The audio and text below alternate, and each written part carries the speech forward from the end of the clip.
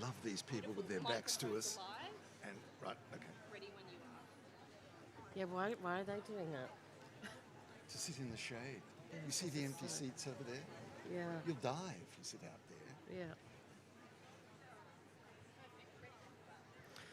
Hello, everybody. Thanks for joining us. My name's Rachel Perkins. I'm from the Arundara and Kalkadoon peoples. But I've also, thank you very much. But I also have a heritage from Prussian farmers who immigrated to South Australia. And I have a big family here in South Australia as well on my mother's side. Of course, we've all got a bit of Irish in there somewhere as well. So Irish minded. So yeah, quite an Australian mixed bag, mongrel breed.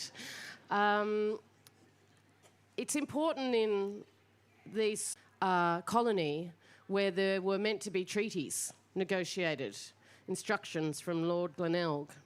And those treaties were never followed in South Australia. And so it's the least we can do as people sitting here in this place to acknowledge the Kaurna people. So on behalf of us all here, we acknowledge a veteran, is that the appropriate word? A veteran of the festival. Is that okay to say that? It's true. Seasoned. It's true. And can I just start with a bit of a survey? Who's read his amazing new book? Wow, that's good, because it hasn't been out long. When did it come out? October. October. Beautifully timed, 10 days before the Voice vote. Actually, now that you bring it up, I didn't want to start at the end, but let's start at the end because you've said it. I just want to read this beautiful part in the book where he says, the Uluru Statement from the Heart calls not only for a voice in the Constitution, but truth-telling about our history. And he says, books can't change the past, but facing the truth together can change the future. Killing for country went to press as the political struggle over the voice was unresolved. I offer a bloody family saga from the frontier, in the hope of us one day reaching the ultimate goal set at Uluru, the coming together after struggle, Makarrata. It was a very poignant end to the book, David, I thought. I mean, I could keep reading. We could just sit up here and read the whole thing. Let's start. How long had you given yourself to write it? Well, it depends what you mean by it, because the first book I planned to write was going to be focused really solely on my great-great-grandfather and his brother, who were both officers in the Native Police and both notable killers, one in Queensland and in the Northern Territory on the part of one of them. But as I worked on the book, I became, in my way, more and more interested in the political and economic structures behind both the creation and then, in the face of continual criticism, a government paramilitary killing force which operated in Queensland from the first day, a little bit before the first day, until the First World War. In fact, there was one Indigenous troopers killing and clearing from the land Indigenous peoples. Let's do a quick survey. So who'd heard of who was taught about the Native Police going to school in Australia? One person, two people, three, four. Excellent. Younger people. Younger people? Yeah. Mainly? Yeah. So it's a quite an unknown slice of our history. I think you beautifully put, I'm going to quote you a bit today, but you beautifully said, in not knowing about your family's involvement and the story of it in detail, you said, my blindness was so Australian. I've been writing about the undertow of race in Australian politics almost from the day that I became a journalist in 1974. The first big article I ever wrote was for the Bulletin, where I was then working, and they sent me up to northern Queensland in the aftermath of Whitlam's 1974 campaign, where there had been a very strong backlash against Labor in traditional Labor territory, and I was reporting the racist rage of white voters in Cairns, Mosman and its hinterland at the programs that had been set up by the Whitlam government to assist Indigenous people. They were absolutely furious about it and as a result voted against Labor. That's my first sort of big article. I was proud of it, still quite proud of it. And I wrote about race, all never thought to look. So it's your great... I mean, you go back, actually, to grandfather. Not quite. It's a little bit. It's a little bit. Sorry. It's a bit complicated in the way that colonial families can be. But firstly, I do have to say, they're not Marrs. The Marrs are blameless descendants of a venturesome Highland blacksmith who came to Australia and did okay. A very wealthy Sydney merchant called Richard Jones, by this time in his mid-30s, back in London to begin buying, development in the Australian wool industry, Wall Street, down by the Thames. She was from a very muddled family. Richard Jones, who was a Christian monster, then actually looked after all of her young brothers and brought them all out to Australia. And their surname was Uhr, U-H-R. And they came out one after another when they turned about 12 or 13. He sent a couple of them to King's. He was one of the founders of the King's School. He found years. In Queensland, yeah. New South Wales first and then up into Queensland. And I wondered about, because obviously the book's quite significant, back to Richard Jones and meticulously detailed the establishment of the colony of New South Wales, the establishment of the Legislative Council, you know, the wool industry. I mean, you methodically laid out this epic story that really is the first half of the book. I hope it's not the first half of the book. I mean, the discovery of my family was, in a way, a godsend because it allowed a spine to be put into the book, which went from the Legislative Council in the 1820s all the way through to the West Australian goldfields in the 1890s. And they were there all the way. Richard Jones was the biggest landowner, essentially the biggest landowner in the Legislative Council of New South Wales. I worked very, very closely on this project for nearly 5 years with my partner, Sebastian Tesoriero, who's sitting here.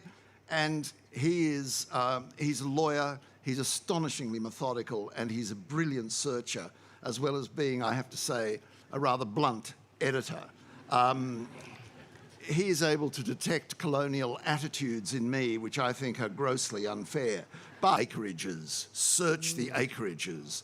And if you want an explanation for the New South Wales Legislative Council, never in the 1820s, 30s or 40s, passing a single law for the benefit of the Indigenous people, all you have to know is that from 1829, when Jones joined the council, to 1842, when he left, the land holding of the councillors had risen from 140,000 acres to 1 million. They were dispossessors. The colony was run by dispossessors. Now, all through this, of course, is the beginnings of slaughter and the voices raised against it. And then we get to the killings by the Uhr brothers further down the track.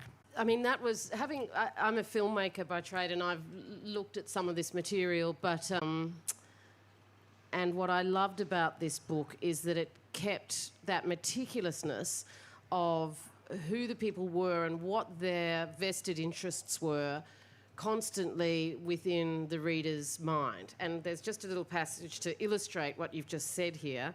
He's talking about the councillors, and he says the squatter councillors were restless. Sir John Jameson, and then it's got 140,000 acres in brackets after his name. We like to do after each name, you know. Yeah, and I love that. And then you say Hannibal MacArthur, 113,000 acres, called for a local inquiry into the Aboriginal question. Gipps agreed. Richard Jones, 183,000 acres, theme he would pursue for the rest of his life. The impractical, expensive, ultra-humane and ignorant thinking of London.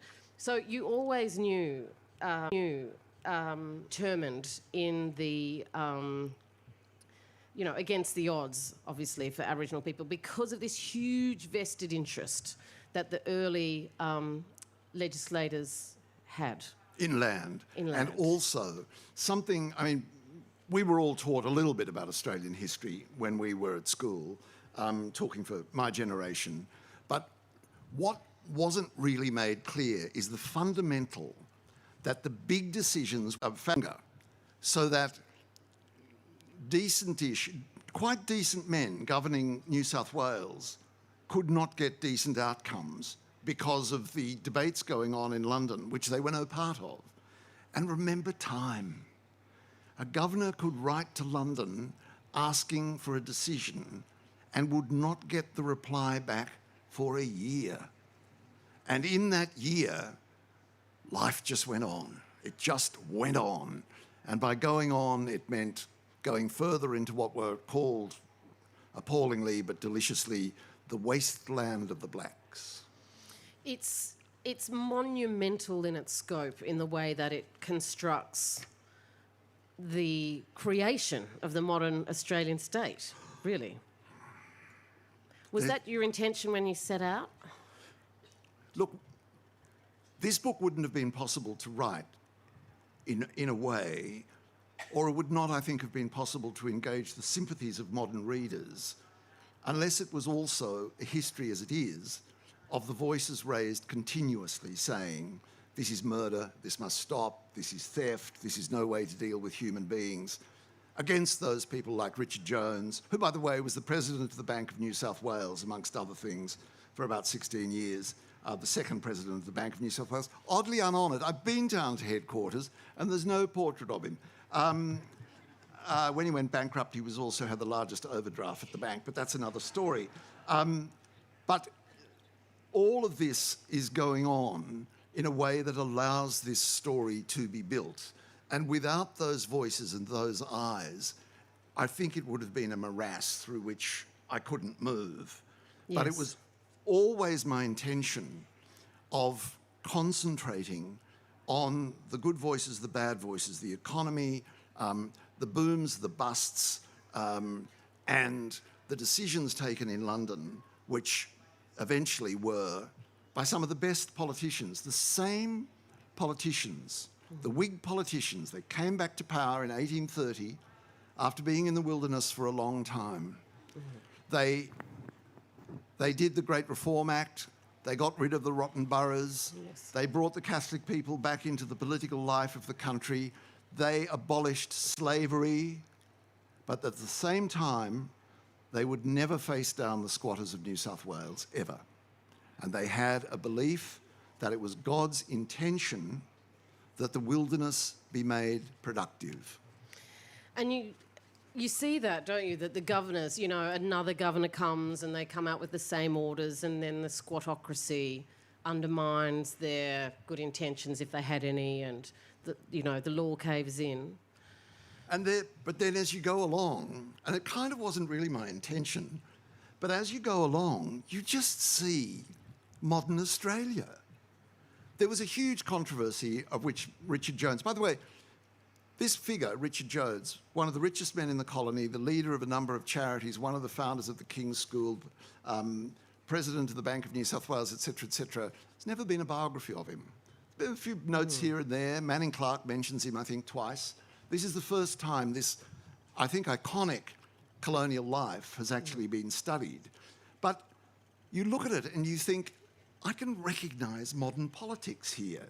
And one of the biggest arguments of the time of Governor Burke and thereafter was the right of people in the bush to decide which laws applied to them, and they were not going to be told by Sydney, and they were not going to be told by Brisbane. The right to decide, and that's still strong.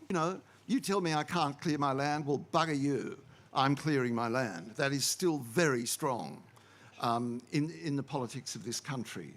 And of course, Queensland was founded in the Queensland way with a fresh gerrymander had the vote in Queensland, because they did in New South Wales. But Queensland was founded on the notion of taking the vote away from about a third of those men because they weren't wealthy enough, in tremendously gerrymandered seats, in a parliament dominated by rural interests. So the parliament of then and the parliament of now, the Queensland of then and now, they're perfectly familiar. Areas in Queensland where the worst was done to the Aboriginal people. They're still, you can trace them. They're there. That's where the slaughters happened. That's where the vote was strongest against the voice. My theory is that the only way we can deal with shame on that scale is to continue to hate. You can't have second thoughts because those second thoughts are so dangerous, so difficult, so challenging. So you just keep on hating. You say despising those we have wronged is another way we humans have of dealing with our shame. But I felt like, because I've read a lot of, obviously, the newspaper articles as you had, and back then, the terminology was different. It was savages, and there was also, everyone was convinced the, sexual perverts and women bashers and, but drug addicts and drunks. Yeah, which equates to the same sort of, denigrate, and they don't deserve this thing because then they're not almost human in a way. That's there, but what I found even more startling, firstly, I have to confess, look, I've made one or two mistakes in my life, and one of them was to believe that all the language of showing off your virtue signalling and all of that kind of thing, I thought it was invented in Republican think tanks in the United States of America in the 1980s, 1990s. It's all there in the newspapers of the 1830s. Those people who were standing up for the Indigenous of this country were mocked as people wanting to show off their humanitarian values, city people who didn't know the reality of life in the bush, people so rich the reality of life didn't touch them and they could therefore voice these kinds of softly opinions. It's all there. Yes. And I could listen to Charles Wentworth's Australian in the 1830s. All the language slightly shifted, but exactly the same intent, which is to mock and humiliate those who are good enough to raise a voice against murder and theft. And the book is dedicated, a simple dedication to those who told the truth. Did those people who objected, did they keep you going through the process? What did keep you going? Because I read somewhere else that you said that you kept a promise to yourself. What was the promise you made to yourself? Because I'm not sure. The promise I made to myself was no excuses. That was the promise I made to myself. And I kept that promise. So no excuse in terms of what, I'm tired, it's too long. No excuses about my family. Oh, right. No okay. excuses, because as I worked, we all have, whether we know it or not, an infinite number of relatives. And I had never really met any of the relatives of the Ewer family who were my mother's grandmother's people. I've now met lots of them, and they vary. There are splendid men like John Ewer, who is an academic at ANU, who's a great authority on politics and fiction in the 19th century, terrific work. And there were others who had spent a lot of time constructing bullshit accounts of their ancestors. Prestigious online forums for talking about the native police and frontier wars. But it's just bullshit. And my view was... No swearing, David, no swearing. My view was that I was not going... Well, this is the thing, there's not that many, right? Ken Burns, the documentary filmmaker, I met him once when he came to Australia, and people would be familiar with his work, The Civil War, and those brilliant documentary series that he makes. Anyway, I was trying to get some advice from him, and he said, well, Rachel, there's 10,000 books written about the Civil War in Australia, in the US. And I was like, 10,000? On a bookshelf in Australia, one shelf, one small shelf. But some very distinguished work. 1.5 meters long. But some very distinguished work. Very distinguished work. Which but we're absolutely indebted to. Absolutely, and I've interviewed most of those historians, and I owe them a great debt because their work has assisted me in telling these stories. But it is thin on the ground. But I think the thing that marks this book, there's many things about the uniqueness of this book and its readability, but your wit comes through constantly. Does it? Yes, and very good. He's got this great way of, because obviously he's quoting a lot of primary sources a lot of the time to, bring these people to life. But then you give these, have the primary source quote, and then there's a line, like a killer line that he comes back in with. So when you get this book, which I suggest you do, because it's going to be remembered as one of the major, more significant works that will contribute to our Australian history. It is really impressive, and I've read all of the books there are to read about it, and it's a standout. Thank you. When you get it, don't worry that it's going to be it is a tough subject. It is hard reading. It's confronting. The injustice is very confronting, but actually the way that you humanise the characters as well.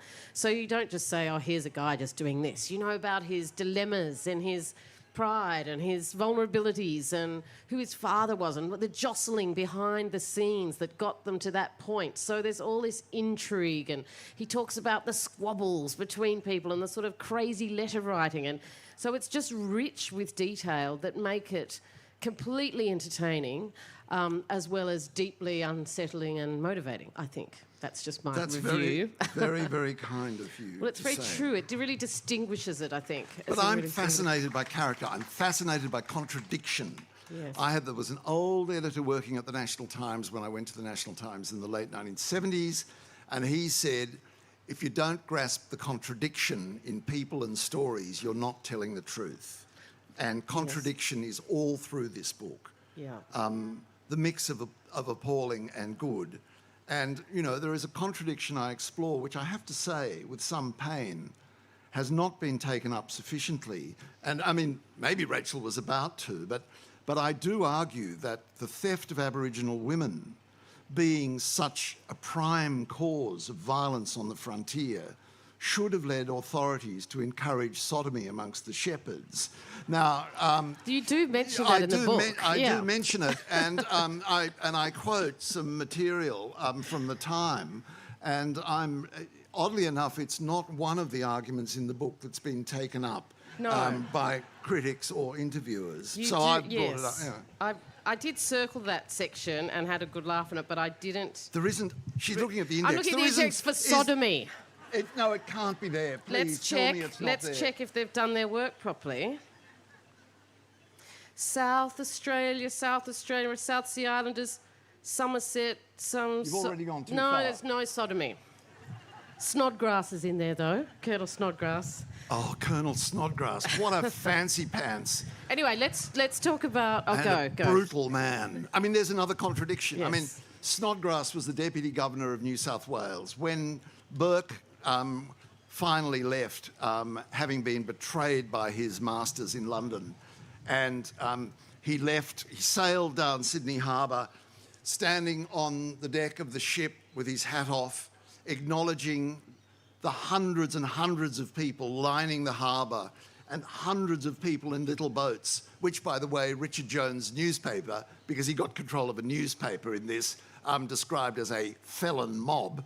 The minute Burke was out the heads, Snodgrass took over, and he would do what Burke refused to do, which was to send military detachments to put down the blacks. Burke would not do that because of his experience in South Africa, then deliciously called the Cape. And don't you believe it was so... Cape of Good Hope? No, just the Cape. The Cape. Burke wouldn't do it. Snodgrass did it, and that gives us Wellington Creek a few weeks later, January the 26th, the slaughter at Waterloo Creek, the slaughter at Waterloo Creek. Yep. And really, I suppose that's a fundamental approach to making writing compelling, isn't it? To tell the stories through character.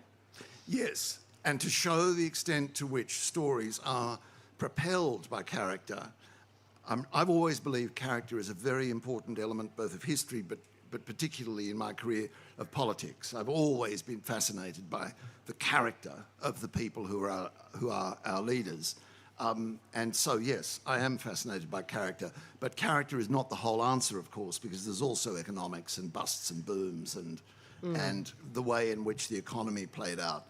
Busts, by the way, were a very good time for the Indigenous people because when the squatters were really short of cash, they couldn't afford to hire European shepherds. So instead of clearing the blacks from their land, they employed them.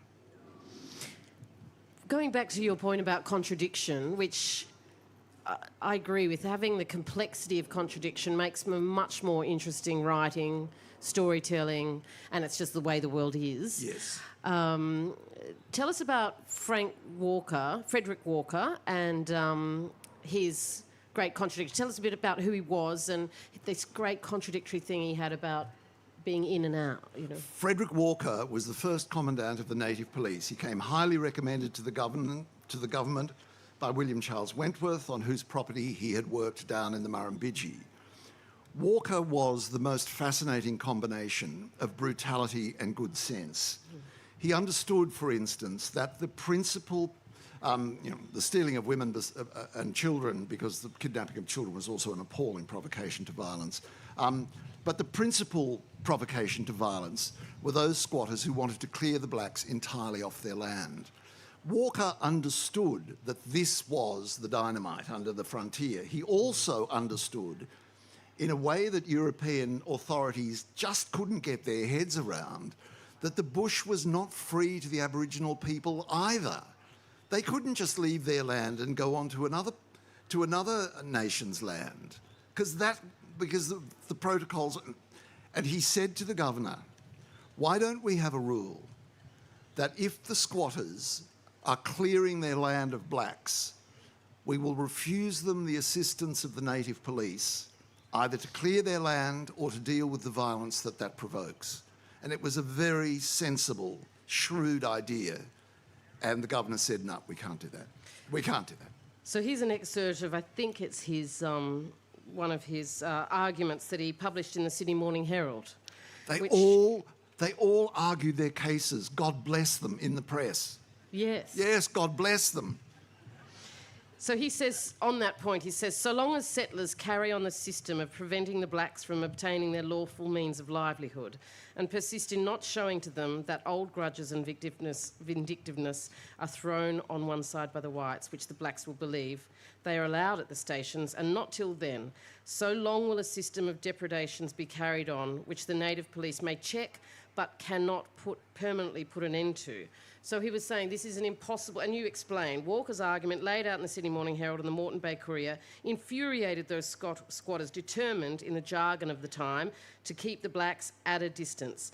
That was almost all of them. Few were willing to let the blacks in, which became known and reviled as the Walker policy.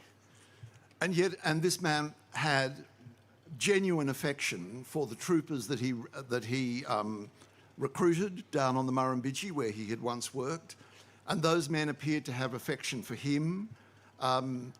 He had, I was telling Rachel this before, he had an Aboriginal nickname which has always been said to mean big legs, but a wonderful linguist at the ANU sent me this beautifully argued letter to say, really, we think if you take a closer look, it meant big nose. And so the new editions of the book have him as Big Nose. He did look after his men. He disciplined them, but he looked after them. He wrote of them quite tenderly, but at the same time, he led them into slaughters. And contradiction. Tell us about this great scene that you sort of create when he's, you know, at the end of his time and he's on the island. Can you just tell us this? You draw it beautifully. The problem with being an officer of the native police is that it takes a certain toll. Slaughtering people month after month takes a toll on the human spirit. And the usual pattern after 5 or 6 years as an officer of the native police was to be a drunk, to be a complete drunk. And that is how Walker ended up. He was also, he was essentially stealing funds, he wasn't accounting for funds, etc., etc., etc. But he had a golden tongue, and for a long time He could persuade the authorities and wrote beautifully in the Sydney Morning Herald that almost deified him.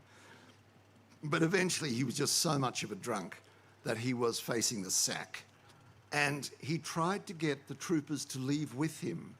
And he wrote to them, and one of the letters to the troopers survives. Yes. And it's almost a love letter to them. Beautiful. Saying, you know, come with me. When I go, come with me. And they didn't. And it broke him. Later he... Well, two eventually did, didn't they? And then they A few came back to him later. And when he describe that series, gets out the sword. Oh, so all but two. This is in Brisbane near Christmas in 1855, and two of the men decide that they'll stay with him, and then they change their mind, and then they go back to get their gear. Because he's roaring drunk, isn't he? And he's been kicked out roaring of drunk, town. and he makes the mistake of pulling his sword and threatening threatening a government official with his sword, and that was it. He was completely out. Later on, he was employed. He was one of the people who mapped the route for the telegraph line to the Cape and various other things. And he had a private army which he rented out to squatters to kill blacks as well. But this was a richly puzzling figure. And he's there at the very origins of the native police. And I became, in a very disciplined way, Rachel, fascinated with him. Yes. But I think it makes it all come alive. I think, you know, you can deal with history and just, you know, Frederick Walker, native police officer, date to date, you know, but it comes alive in character. And that's why such a gifted storyteller as you, I'm just so pleased that you took on this enormous task of writing this.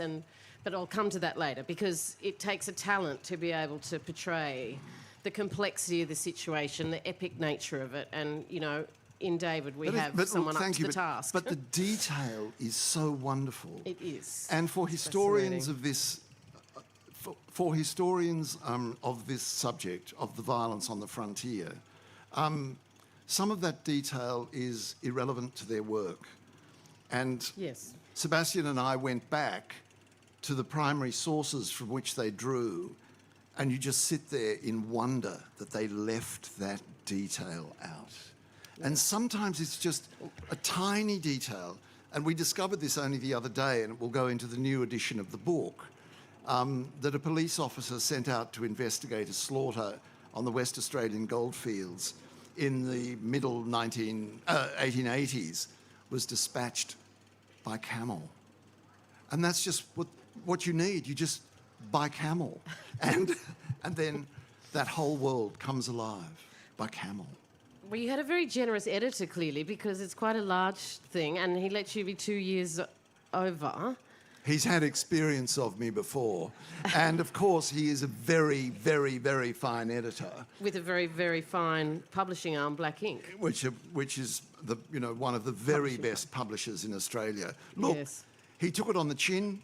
I'd promised a quick book, so I started work on it. The minute George Pell went into prison, I thought, right, that's that one finished. Now we'll get on with the... Just this other tiny little story. We'll get on with my family's role as slaughterers on the frontier. And then, as I was saying before, I became more and more and more fascinated by the rich background of these events.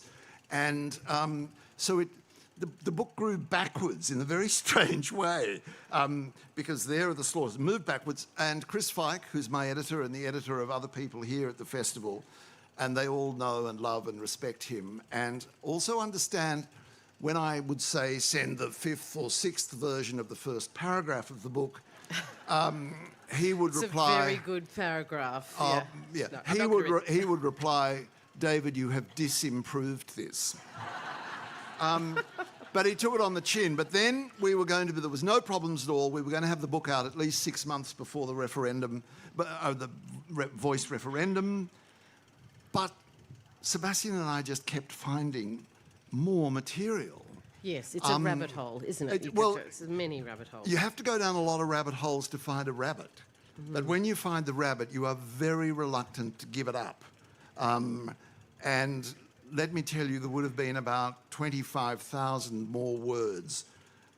I mean, words which, if you knew them, you would weep not to be able to read them in the book now. But it was perhaps a little bit irrelevant to go into the entire history of the press in early Sydney. But as a journalist, the press is as brutal now as it was in 1823. Yes. That's another part of it. Control Yes. of the press was Control as of the brutal press. then. And Yep. of course, the hilarious discovery that the best journalists in the colony were all convicts. Yes. And but so I had to get a bit disciplined around that, and so part of the length of time the book took was finding the courage to chop 40, 50,000 words out of it. Oh, that's tough. And it's exhilarating in the end. There's a kind of exhilaration. Oh yeah, that was a month's work. But it took time, and I had Chris's backing all the time. And then, I don't like to give away commercial secrets, and I don't know why The Voice didn't think of this, but there's one book market for Father's Day, and there's one book market for Christmas, and The Voice vote fell just after Father's Day. And therefore, the book, I think, had to be held for a couple of weeks more to hit the Father's Day to the Christmas market. I'm talking bullshit, of course, because Yes, I'm just trying to find to excuses follow for that line. how slow. I'm not at all ashamed of how long it took to write, but it did take a long time. It does take a long time. Yeah. It takes a long time It takes to a do long good time to work. make television too. Well, yes, How long was the Australian Wars? How long did the Australian Wars, the 3-part series shown last year, take? Thank you for the little plug. everybody showing here's on seen SBS right now.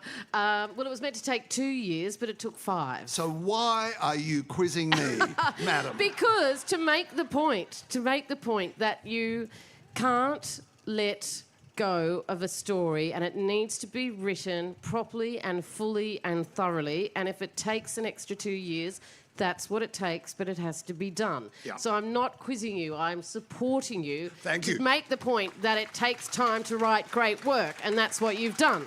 Thank you. Thank you. So don't feel bad about that at all. So we're going to go to questions in a minute. So I'm Yes. going to. This is your. Oh, thank you, Lish. Alira. So I think you stand next to the microphone over there. You're all veterans at this festival, and we're going to take quite a few if we can cram them in.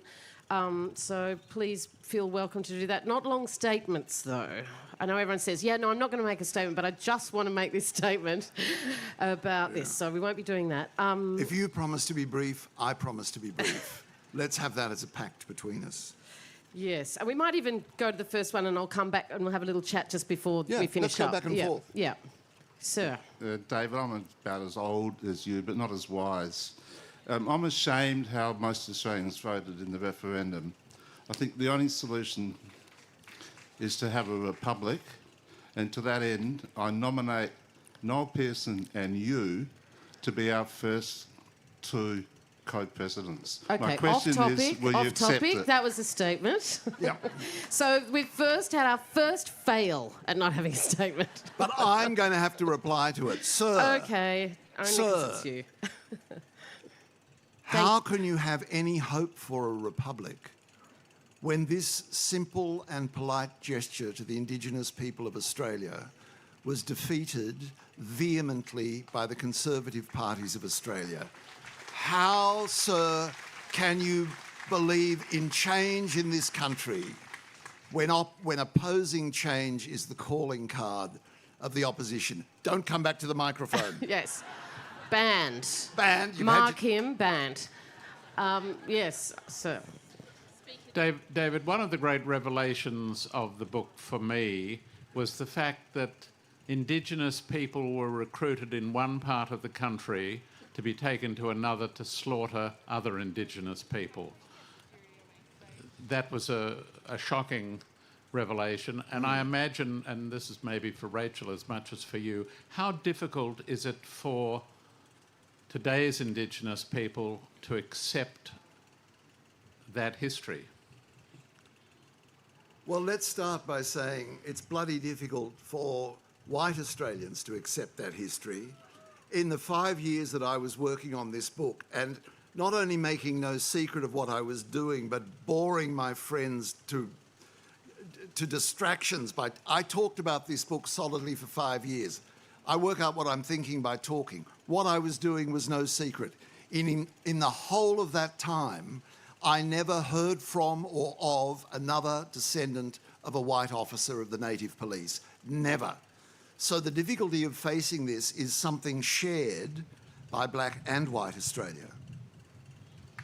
And so the explanation, the second part of your question, yes, you're right. People were deliberately recruited hundreds of kilometres from their own people because they were therefore going into foreign territory. And, we weren't all roaming around everywhere being friends with each other. There's a lot of animosity between different nations and fear, and you couldn't cross into another person's territory without permission. So these territorial boundaries, very well observed. So for those officers, they were leaving those Aboriginal officers leaving their country and going into foreign territory. So it was very deliberate on behalf of the officers to design the force in that way. Do you want to comment on that? Absolutely. Yeah. And of course, if you're a man from the Murrumbidgee and you're taken up to work or slaughter on the Darling Downs, you can't go home. You can't go home.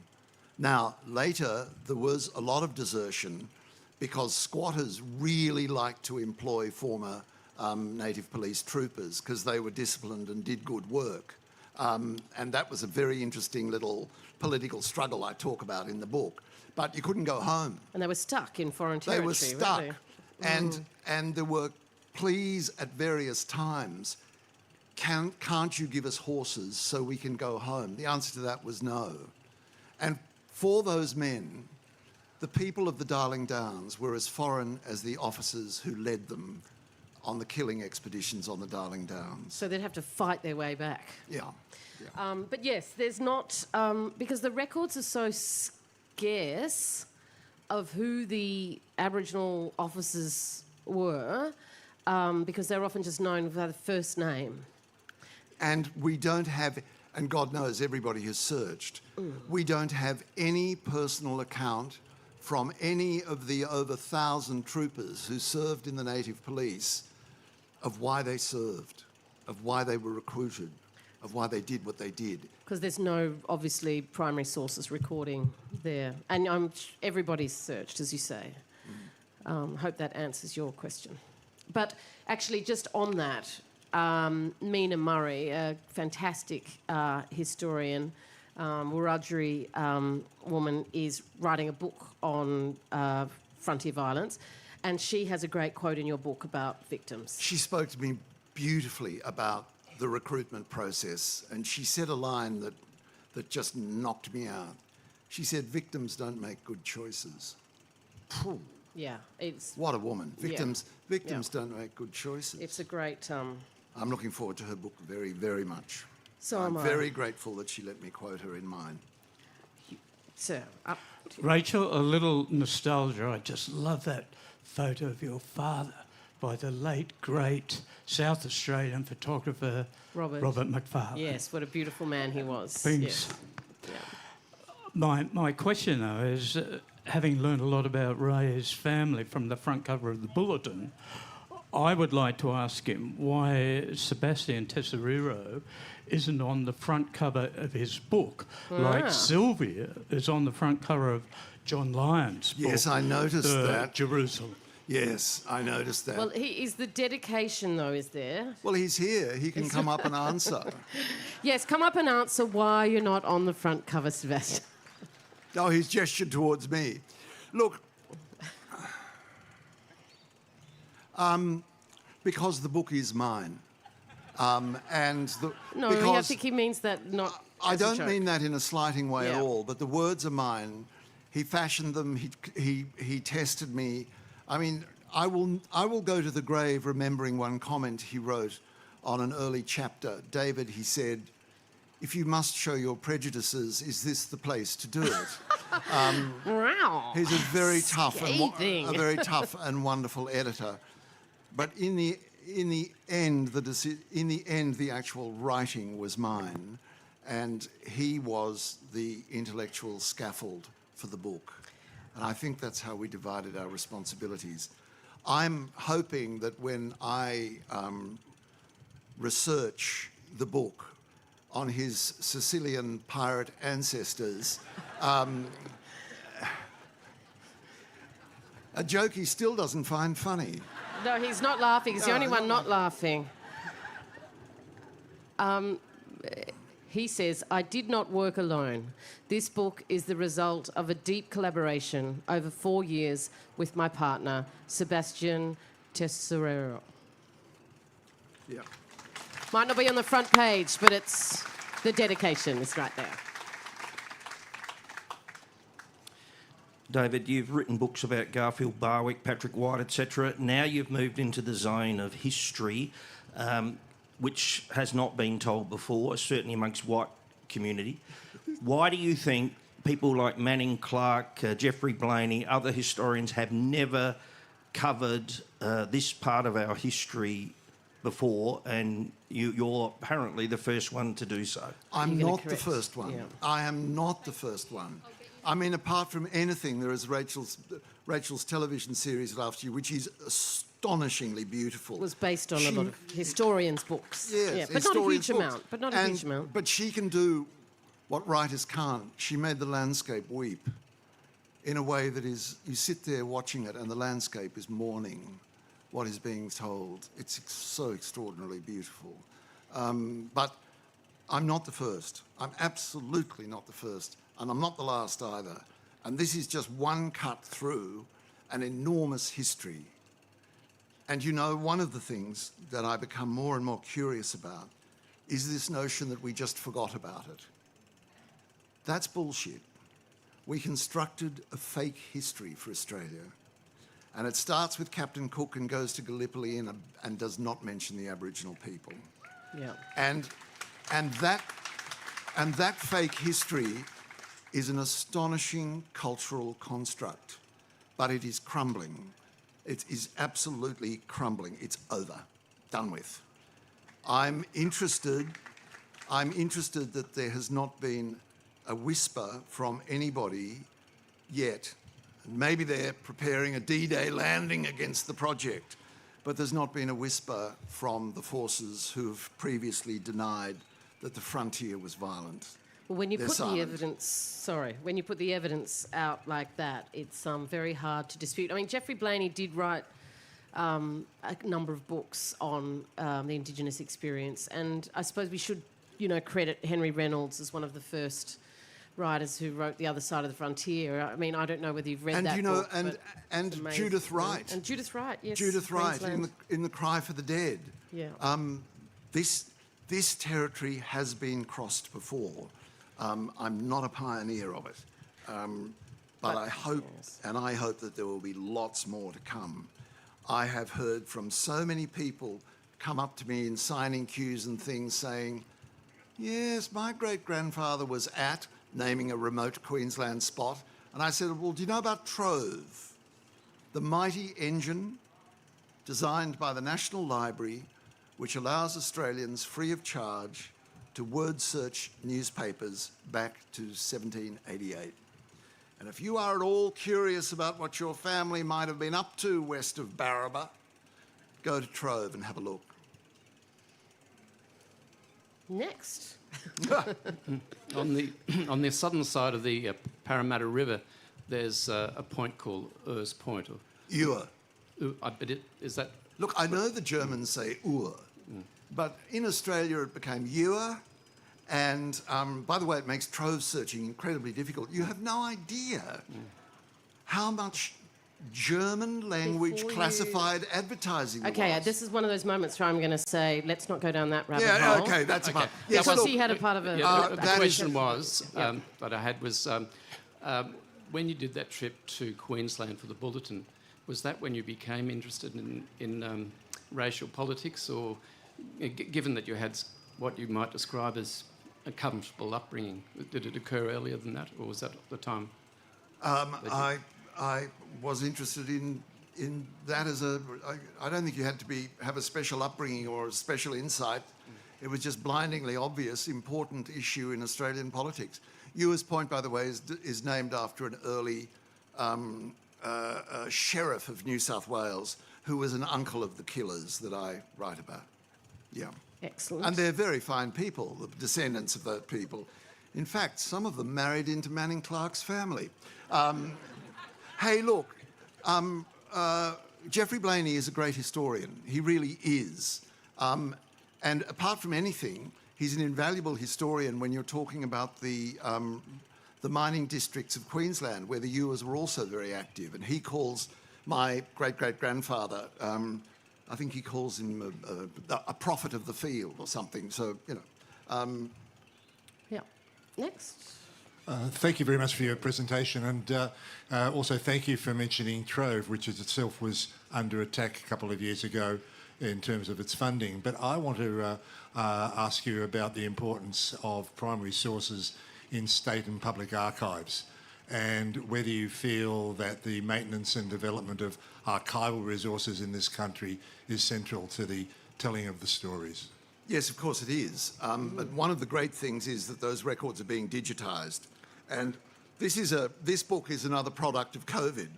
And when all of the archives and libraries shut down, we were still able to work because of Sebastian's ingenuity as a searcher online. And the more that material becomes digitised, the more access people will have, etc., etc., etc. And yes, archives are crucial to our understanding of who we are as a nation, and they must never, never go short of funds. But in South Australia, I've got a friend, Jonathan Richards, who's doing some work with me on the Northern Territory. And, of course, all the archives are down here. They're only open And he was a great help to me 3 days as well. a week because they don't have enough money to stay open. 3 days a week. The National So you have to Library in make a booking Canberra, to you go in can't. there. In the National Library in Canberra, you can't order a book at the weekend. You've got to order it earlier in the week. I mean, this is just ridiculous. The archives need support. Next. I've slightly well touched made. on this, but my question's about truth-telling from non-Indigenous people. Often we talk about the Uluru Statement from the Heart, and we talk about truth-telling. People were thinking about Aboriginal people having an opportunity to tell their stories. And I'm just thinking, given what you say about your book and what Kate Grenville has said about all the source material she came across when writing Secret River, whether you think there might be now a big surge in truth-telling by non-Indigenous people, and a lot of us don't have the skills that you have to research and write, but if people were wanting to do that, do you have ideas on how we might build some non-Indigenous truth-telling in this country? There are websites everywhere only too anxious to receive the results of people whose individual research on Trove and in other ways reveals our past. Don't for a moment underestimate the appetite for those discoveries, and please, my advice is just do it. Just do it. And a lot of the historians that I work with start as amateur historians. They're just doing something for a project, and then they uncover this stuff.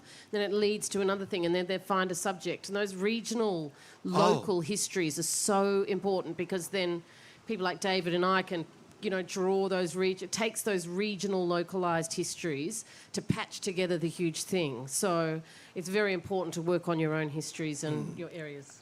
Regional historical societies are fabulous. Now, we're running out of time, so... Oh, we've got 2 minutes, and I... And I want to say, so I found the sodomy bit too. Oh, See, it's just gags in there. No, anyway. she was not paying any attention to what I was saying. Okay. She was inflamed by the pursuit of sodomy. I won't be the first or the last. All right. Okay. Yes. Hello, David. As you have so much to say that this country needs to hear, those 40 or 50,000 words that were edited out of the book, can we expect a volume 2? No, Sebastian and I continue to work. I've just had the extraordinary experience of reading the book for an audio book, and as a result, I've made a few more changes, and they'll be there in the electronic versions of the book and in the next printing. And my editor, Chris Fike, is lining up psychiatric care for me. Okay, I want to just deliver you one of these lines that I talked about. So it's this threlkeld who was a missionary, who was one of those great voices of truth, wasn't he? A great voice of truth. A missionary who had wonderful contacts with the Aboriginal people of the Hunter Valley. He would hear rumours and he then went and investigated them himself and then informed the authorities. As a result, a white officer was charged with murder. He got off, but he was charged. And he was run out of town and tortured and harassed and dismissed and still is, actually, today. Lancelot? Threlkeld. Really? Yes. Isn't it? So he says, I have heard at night shrieks of girls about 8 or 9 years of age taken by force by the vile men of Newcastle. One man came to me with his head broken by the butt end of a musket because he would not give up his wife. There are now 2 government stockmen that are every night annoying the blacks by taking their little girls. My wonder is that more whites are not spared than are considering the gross provocation given. And then you said, and here's the one-liner, which is sort of funny but totally devastating, more sodomy might have meant for a quieter frontier, when he's talking about the abuse of Aboriginal women and girls on the frontier, which was... It was a bleak joke, ladies and gentlemen. No, but it was a trigger, joke. you know, it was this trigger for war. We forget the role of women on the frontier and how it was just heartbreaking. And my own great-grandmother, who, of course, was raped after she survived a massacre, was chained to a tree, and that's how we survived, because she was a young woman on the frontier. So these things that, seem out of reach, oh, that was such a long time ago, but they're in our families, and the history needs to be dealt with. And can I say that one of the reasons I'm here is to sit on the stage and honour the work that David and Sebastian have done and the publisher has done to bring this work to the public. It is a fantastic contribution. We owe you a great debt. Thank you very much. Thank you. Thank you. And that's the end. Sorry. Now we can go. Thank you.